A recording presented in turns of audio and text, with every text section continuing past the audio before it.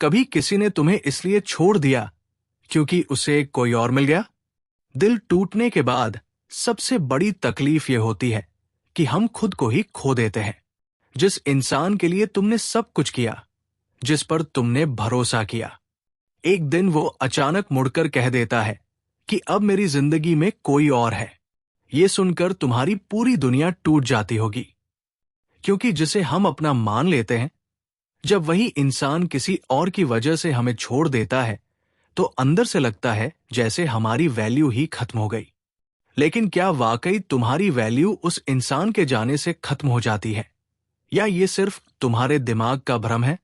Stoic विचारक कहते हैं, जो चीज तुम्हारे कंट्रोल में नहीं है उसके लिए रोना बेकार है। असली ताकत यह है कि तुम खुद को संभालो और खुद को बदलो।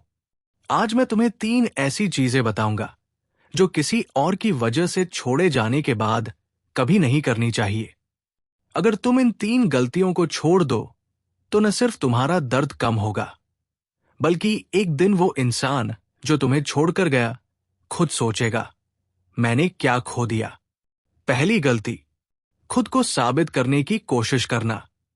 जब कोई तुम्हें किसी और के लिए छोड़ देता है तो दिमाग सबसे पहले यही कहता है, मैं उसे दिखाऊंगा कि मुझे खोकर उसने कितना बड़ा नुकसान किया।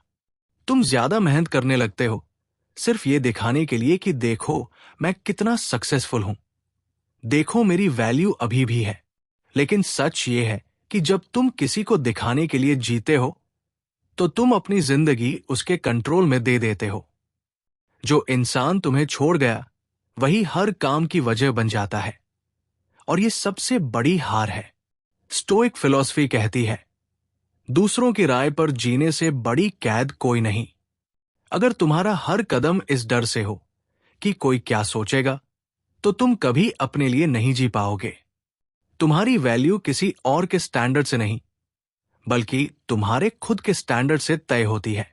जितनी जल्दी ये बात समझ लोगे, उतनी जल्दी दर्द कम होगा। याद रखो, जो इंसान किसी और की वजह से तुम्हें छोड़ सकता है, वो कभी तुम्हारी असली वैल्यू देख ही नहीं पाया। उससे वैलिडेशन मांगना अपने घावों को और गहरा करना है।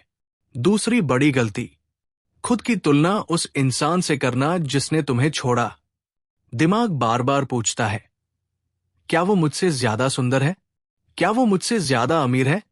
क्या वो मुझसे ज्यादा इंटरेस्टिंग है? ये सवाल धीरे धीरे तुम्हारी आत्मा को खा जाते हैं। तुम हर जगह हीन महसूस करने लगते हो। सच ये है कि तुलना की आग कभी नहीं बुझती, क्योंकि हमेशा कोई तुमसे ज्यादा स्मार्ट, ज्यादा आकर्षक या ज्यादा अमीर होगा।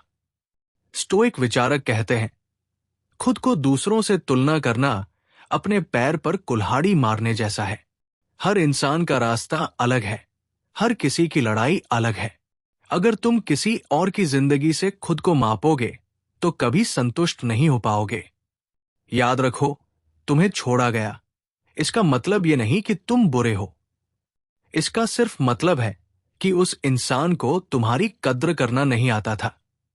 तुलना में अपना समय और एनर्जी बर्बाद करोगे तो धीरे धीरे तुम्हारा कॉन्फिडेंस, तुम्हारी चमक और असली पोटेंशियल सब खत्म हो जाएगा।